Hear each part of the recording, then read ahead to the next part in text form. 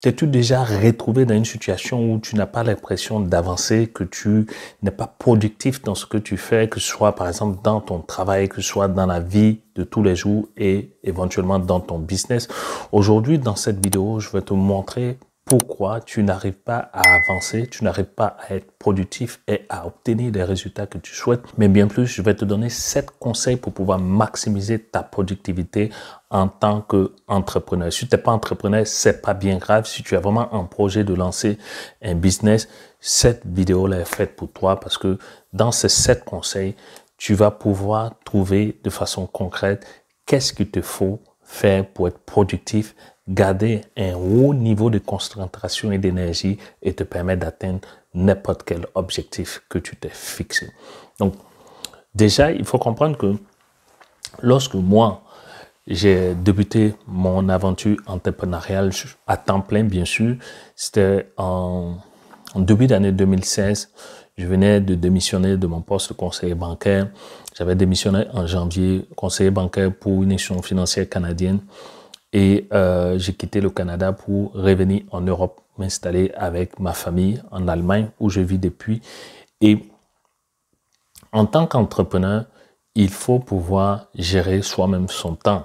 Et ça, c'est quelque chose que je n'avais pas compris parce que il faut dire que je suis resté pendant longtemps sur les bancs. En fait, j'ai eu 2 ou 3 masters, si je me souviens. Je crois 3 masters. Je m'en sais même plus 3 masters.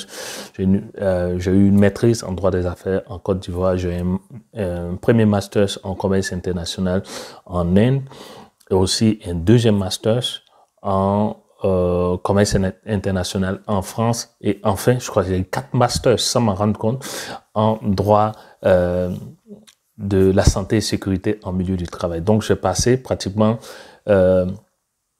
plus d'une dizaine d'années après le baccalauréat sur les bancs à étudier. Et dès que j'ai fini, j'ai commencé à travailler. Donc, j'avais pas pris le temps de pouvoir organiser moi-même ma journée ou bien mon temps de travail parce que tout ça a été dicté soit par l'université ou bien par l'école, ou bien par les tâches que j'avais à faire en tant que salarié. Et du coup, lorsque je me suis retrouvé en tant qu'entrepreneur à mon propre compte, où il me fallait gérer mes horaires de travail, qu'il me fallait prendre en compte ma vie de famille, ma vie personnelle, ma vie sociale, ça a été très, très difficile pour moi. Donc, je n'étais pas productif.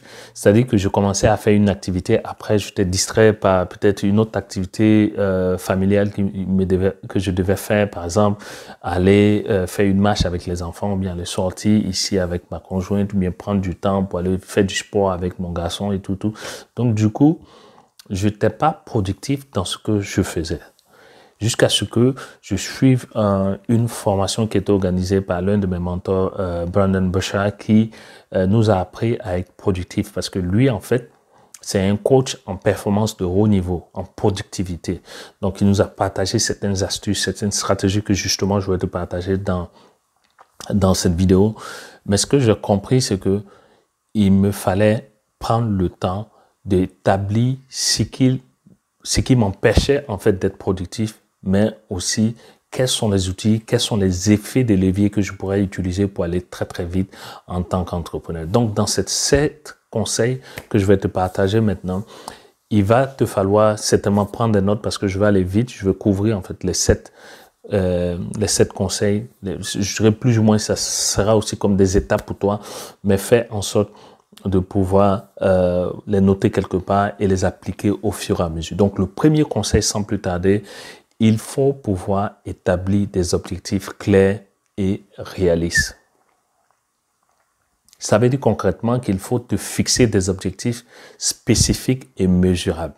Ça veut dire que si tu n'as pas des objectifs déjà qui sont très spécifiques, qui sont très précis, que tu peux peut-être mesurer, tu peux faire l'analyse après pour savoir est-ce que ça a bien fonctionné, est-ce que peut-être j'ai atteint le résultat.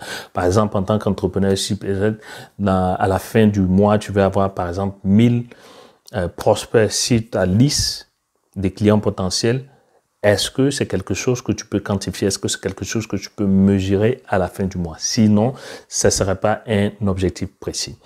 Je me souviens lorsqu'on a lancé l'agence marketing digital Clefric, mon agence de marketing digital, je me suis dit, OK, avec mon collaborateur, je dis, OK, il faut qu'on puisse atteindre 1000 clients potentiels par mois, c'est-à-dire 1000 prospects. Donc, ce qu'on devait faire, c'est de pouvoir créer, par exemple, des lead magnets, c'est-à-dire des produits d'appel qui vont pouvoir nous permettre de pouvoir collecter les informations de ces 1000 personnes qui vont rentrer dans notre écosystème et par la suite, m'assurer que ce nombre-là reste constant ou bien même évolue au fil des mois. D'accord? Ça, par exemple, c'est un objectif qui est précis et mesurable. OK? Parce que ça va te donner une claire vision de ce que tu dois accomplir comme tâche. D'accord? Donc, le premier conseil, c'est très, très important. Peut-être que toi, tu as des objectifs qui ne sont pas clairs. Et ce qui fait que tu n'as pas une vision sur le long terme. C'est-à-dire que tes objectifs, peut-être, c'est assez vague. Par exemple, je veux acheter une maison à la fin de l'année 2025. Ou bien, je veux me marier. Ou bien, peut-être, je vais changer d'emploi. Ou bien, je vais gagner des millions. C'est pas spécifique, c'est pas clair. Et puis encore, c'est pas réaliste. Par exemple, tu dis, je vais gagner 100 millions à la fin de l'année 2025, alors que tu n'arrives même pas à faire 100 000. Tu vois, c'est vrai qu'il faut voir grand, mais après, il faut être réaliste. C'est-à-dire qu'il faut aller step by step, il faut aller étape par étape. Donc, ce conseil numéro 1, je pense que c'est la clé pour pouvoir bien démarrer ta stratégie de productivité. C'est la première étape. Il faut avoir des objectifs clairs et précis. Moi, je me fixe chaque fois des objectifs. Chaque fin du mois, j'ai un objectif à atteindre. Chaque jour, j'ai un objectif à atteindre. Par exemple, je dois faire tel nombre de posts, je dois faire tel nombre de publications, je dois appeler tel nombre de clients, je dois envoyer tel nombre de messages, je dois peut-être créer tel nombre de contenus de formation. Ça, ce sont des choses que je peux quantifier, je peux mesurer. D'accord? Premier conseil. Le deuxième conseil que je peux te donner, c'est de pouvoir bien gérer ton temps de travail, mais aussi le temps que tu prends pour toi-même. Donc, il faut pouvoir utiliser, par exemple, des outils de planification ou des applications encore de planification pour organiser tes journées. C'est-à-dire qu'il faut prioriser les tâches les plus importantes pour toi et aussi allouer beaucoup plus de temps. Concrètement, si tu sais que ça va te prendre, par exemple, 5 heures ou bien 6 heures de travail pour pouvoir accomplir une tâche, par exemple, fais l'enregistrement d'une vidéo que tu vas poster sur les réseaux sociaux pour tes prospects ou bien pour ton audience, et que tu sais que tu dois faire une préparation, parce que venir t'asseoir pour pouvoir faire des vidéos, c'est bien, mais avant, ça te prend un temps de préparation. C'est ce que l'un de mes mentors dit chaque fois. Il dit, les amateurs prennent plus de temps à faire des publications, alors que les professionnels prennent plus de temps à préparer les publications qu'ils font. Moi, par exemple, c'est ce que j'essaie de faire. J'essaie de passer plus de temps sur la préparation. Je prends le temps de créer, de faire des recherches et de documenter tout ce que je dois faire lorsque je dois publier des choses sur les réseaux sociaux, que ce soit sur les chaînes YouTube, que ce soit sur les réseaux sociaux, que ce soit les articles de blog, même dans les séances de formation, de coaching que je fais, je prends le temps de me former, de bien me documenter, de faire des recherches avant de venir me mettre devant la caméra. D'accord? Et ça me prend d'allouer beaucoup plus de temps sur ces activités-là parce que je sais que ce sont des activités rentables pour moi. Ce sont des activités qui vont venir nourrir la relation que j'ai avec mes clients potentiels, mais aussi avec des personnes qui peuvent être intéressées par ce que je fais. D'accord? Donc, le conseil numéro 2, il faut pouvoir bien gérer ton temps, utiliser des outils de planification, mais bien plus, allouer le plus de temps sur ce qui est le plus important pour toi dans ton business. Voyons maintenant le conseil numéro 3. Ce que je te conseille de faire, c'est de pratiquer une discipline personnelle. Il faut rester concentré. C'est ce que j'ai écrit ici, rester concentré et éviter les distractions. En passant, je vais faire une vidéo où je vais parler de comment les pauvres sont détruits par la distraction. Je vais vraiment insister là-dessus, donner vraiment les causes pour lesquelles les pauvres restent pauvres parce qu'ils sont distraits à 100%. Donc, je vais revenir sur ça. Certainement, peut-être je vais mettre un lien ou bien certainement tu vas recevoir une notification si tu es vraiment abonné à cette chaîne-là et que tu as activé la petite cloche de notification. D'accord? Donc, pour l'heure, il faut vraiment pratiquer une discipline personnelle. Il faut bloquer des plages, des horaires de travail où tu vas faire tes tâches essentielles et t'éloigner en fait de tout ce qui est comme distractions, notifications inutiles, par exemple ton téléphone qui va sonner à tout bout de champ ou bien sur ton ordinateur, il y a plein de messages qui vont popper ici à gauche, à droite, par exemple sur les réseaux sociaux, Facebook, TikTok et tout, ou bien prendre le temps de répondre à tout appel. Moi, lorsque, par exemple, je suis en train de faire une production vidéo, pareil, mon téléphone est sur silence. Mon téléphone est carrément sur silence. Pourquoi? Parce que je ne veux pas être distrait. Tu sais que tu as une tâche importante à faire. Tu sais que, par exemple, en tant qu'entrepreneur, tu dois rester dans la productivité. Et ce que tu fais, justement, tu as toujours ton téléphone à côté qui passe son temps à sonner. Ou bien tu es distrait par la musique, tu es distrait peut-être par la télé, si tu travailles de la maison. Il faut faire en sorte de ne pas te laisser distraire. D'accord? Donc ça te prend une discipline personnelle. Il faut faire la différence entre le temps que tu as pour pouvoir faire des tâches précises, des tâches essentielles, et aussi faire la différence entre le temps de ta distraction. Si tu dois, par exemple, prendre du temps avec les autres, si tu dois aller au bar, si tu dois peut-être prendre le temps pour regarder la télé ou bien faire une activité avec ta femme, tes enfants ou bien ton conjoint, fais-le. Mais il faut avoir cette discipline. Si tu as un temps de travail, tu respectes ce temps de travail. Parce que comme je le disais en début de vidéo, nous, en tant qu'entrepreneurs, c'est ça notre difficulté. Gérer notre temps de travail. On se dit que vu qu'on est entrepreneur, on n'a pas peut-être de patron. Donc, on n'a pas cette pression-là de respecter nos plages horaires. Alors que c'est là toute la différence d'un entrepreneur qui arrive à être producteur, qui arrive à être efficace, qui arrive à être performant et à générer des revenus, et un autre entrepreneur qui fait du surplace. Parce qu'il se dit qu'il a du temps, parce qu'il se dit, alors que le temps, une fois que tu es passé au jour suivant, le temps que tu as perdu, tu ne pourras plus rattraper. Et en tant qu'entrepreneur, le temps, ça nous coûte énormément. Donc, conseil numéro 3. Le conseil numéro 4, maintenant, ce que je te conseille de faire, c'est de savoir déléguer. Je sais, en tant qu'entrepreneur, on veut tout faire, on veut tout contrôler, on veut s'assurer que tout est bien, que autour de nous, nos tâches, que ce soit au niveau de la prospection, que ce soit au niveau de la vente, que ce soit au niveau des appels téléphoniques, au niveau de la gestion financière et tout, on veut tout faire nous-mêmes parce qu'on ne fait confiance à personne. Ça, c'est le propre de l'entrepreneur. Par contre, il faut apprendre à déléguer. Ne cherche pas à tout faire toi-même. Identifie les tâches que d'autres personnes peuvent accomplir aussi bien que toi, ou bien même mieux que toi. Moi, c'est ce que j'ai commencé à faire. En tout cas, je me suis dit cette année, et j'avais fait une vidéo où j'avais expliqué mon plan pour cette année, j'allais chercher à bâtir mon équipe, j'allais chercher à bâtir mon groupe de travail où je ne serais pas en train de tout faire moi seul. Parce que non seulement ça ne me rend pas productif, 2, ça m'épuise, 3, ça ne me permet pas de gagner beaucoup plus de revenus. Alors qu'il y a des personnes qui sont plus douées que moi, qui peuvent mieux faire que moi une tâche que je n'aime pas nécessairement faire. Donc, un petit conseil aussi. Dans ce conseil, un sous-conseil. Ce que tu dois faire, délègue les tâches que tu n'aimes pas faire. Par exemple, si tu sais que tu n'aimes pas faire le montage de vidéos, délègue ça à quelqu'un d'autre. Si tu sais que tu n'aimes pas poster sur les réseaux sociaux, délègue à quelqu'un d'autre. Si tu sais que tu n'aimes pas aller à la banque t'asseoir pour faire les transactions, les versements et les retraits, délègue ça à quelqu'un d'autre. Bien sûr, il faut que ce soit une personne de confiance. Mais délègue des tâches qui te prennent beaucoup plus de temps à l'exécution parce que ce ne sont pas des tâches dans lesquelles tu es doué. OK? Donc, c'est là que vient le fait de savoir bâtir son équipe. Et moi, je pense que c'est quelque chose qui m'a manqué pendant plusieurs années, que je vais chercher à résoudre cette année 2025. En tout cas, ça, c'est mon combat, c'est mon projet. C'est de vraiment faire en sorte de pouvoir créer et bâtir mon équipe de plusieurs personnes qui vont travailler avec moi sur les projets qu'on a au niveau de notre agence, au niveau même de mon business en général, et faire en sorte que nous tous on regarde dans la même direction, et ça va me permettre d'être beaucoup plus productif sur ce que je sais faire le mieux, sur mon expertise.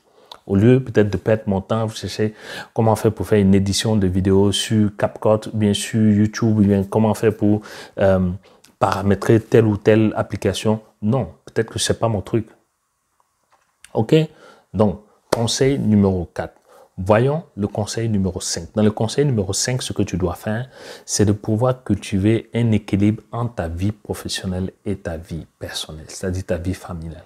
il faut prendre soin de toi-même pour maintenir en fait un bon équilibre et un haut niveau d'énergie, parce que si tu es toujours brûlé à la tâche, tu es toujours en train de travailler, tu restes par exemple plus de 8 heures, 9 heures, 10 heures au travail, bien sûr ton ordinateur en train de travailler pour ton business, que tu as moins de temps à accorder à tes enfants, à ta femme, ou bien à ton mari, ou bien à tes parents, ou bien pour visiter tes proches, pour faire peut-être du sport, pour faire des activités qui t'importent, ça sera compliqué pour toi de pouvoir être productif. Parce que tu vas perdre ton énergie, tu vas perdre aussi ta concentration. N'oublie pas, le bien-être physique et mental, ça fait partie des conditions essentielles pour être beaucoup plus productif. Ta santé mentale, ta santé physique, si tu n'es pas bien mentalement, tu n'es pas bien physiquement, comment tu veux être productif? Tu ne peux pas être productif. D'accord? Donc, il faut faire la différence entre les deux. Moi, ce que j'ai décidé de faire depuis un certain temps, c'est d'avoir ma routine. D'accord? Ma routine matinale. Quand je me lève, il y a des choses, il y a un rituel, il y a quelque chose de bien précis que je fais. Si je ne fais pas ça, ma journée est gâchée. C'est-à-dire que je me lève, je rentre dans ma salle de bain et je commence déjà à faire de l'activité sportive. C'est-à-dire que je commence déjà à prendre mon souffle, à respirer, à prendre le temps de rentrer à l'intérieur de moi-même et de faire des activités physiques pendant au moins 10-15 minutes. Ça, c'est mon temps à moi. Je le partage avec personne, c'est à moi seul ce temps-là. Et je veux m'assurer que ce temps-là soit efficace pour moi. Parce que toute ma journée de productivité dépend en fait de ces 10-15 minutes-là. Ça peut être 5 minutes pour toi, ça peut être 3 minutes. Tu vas me dire que tu n'as pas le temps ou bien tu n'as pas de salle de bain qui te permet de... Oui, mais ça, ce sont des excuses. En tant qu'entrepreneur, tu n'as aucune excuse. Donc, il faut faire en sorte d'avoir une bonne santé physique, un bien-être physique. Comme ça, quand tu sors, en fait, le matin, tu vas à ton travail ou bien tu t'assois sur ton ordinateur, tu as une énergie qui est au plus haut niveau, qui est à son pic. Parce que c'est là que tu peux être le plus rentable possible, c'est là que tu peux être le plus productif. D'accord? La santé mentale, prends le temps de te former, prends le temps de méditer. Moi, par exemple, je prends la Bible, ou bien je prends des passages, ou bien j'écoute des vidéos, des audios de motivation, mais je suis des vidéos de motivation, mais je fais en sorte de ne pas être distrait parce que je sais que c'est une journée qui est importante pour moi. Lorsque je me lève, je sais exactement que lorsque je finis de faire mes rituels, ma routine matinale, je me mets comme un carnaval de travail. Et je reste bloqué sur ce temps de travail-là jusqu'à ce que je finisse ma tâche avant de pouvoir aller faire autre chose. Même quand on me demande de faire quelque chose, même pour répondre au téléphone, même si c'est mon père qui m'appelle, je vais lui demander d'attendre ou bien je ne vais même pas décrocher parce que mon téléphone est sur silence. D'accord? Parce que ce temps-là, c'est un temps de productivité, c'est un temps pour toi-même et pour ton business. Et si ton business arrive à être productif, c'est ta famille qui va en profiter. C'est ceux-mêmes qui t'appellent qui vont en profiter par la suite. OK? Bien. Donc, le conseil numéro 6 qu'on va voir maintenant, c'est de pouvoir apprendre de tes échecs et réajuster ton plan d'action ou bien ta stratégie. Donc, il ne faut pas en fait voir les échecs comme un obstacle, ou bien comme une difficulté, ou bien, oui, ce sont les sorciers, ou bien que je ne suis pas capable de grand-chose, ou bien comme des frustrations qui vont t'empêcher de pouvoir avancer, de pouvoir progresser. Plutôt, voir ces situations difficiles, ces épreuves comme des opportunités pour toi d'apprendre quelque chose de nouveau, mais aussi de changer ton plan d'attaque, de changer ta stratégie. Parce que si tu rencontres des difficultés, ça veut dire certainement que ce n'est pas la bonne stratégie. Donc, du coup, tu as la possibilité ou bien tu as l'opportunité de pouvoir changer de direction et aller vers une autre opportunité qui va te permettre d'être beaucoup plus productif et d'atteindre le résultat que tu souhaites atteindre. D'accord? Donc, prends le temps de t'asseoir, d'analyser ce qui n'a pas fonctionné et adapter ton approche, adapter en fait ta nouvelle stratégie en fonction des résultats que tu as pu obtenir. C'est pour ça qu'il faut faire un bilan.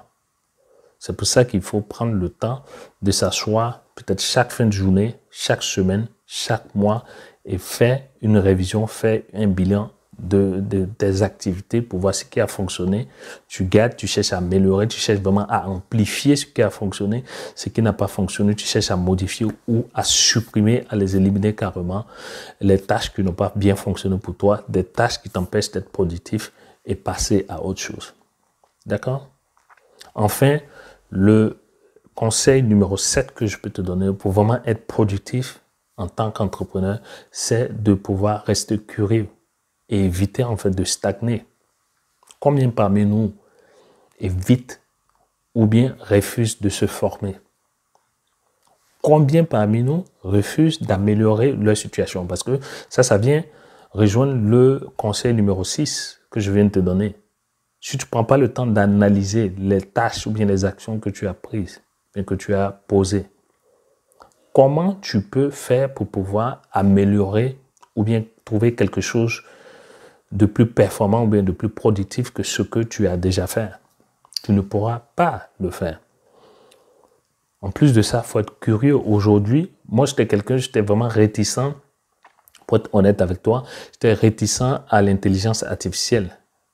Mais crois-moi, c'est ce que j'utilise aujourd'hui dans mon business, notamment pour faire mes campagnes mailing, pour créer des contenus.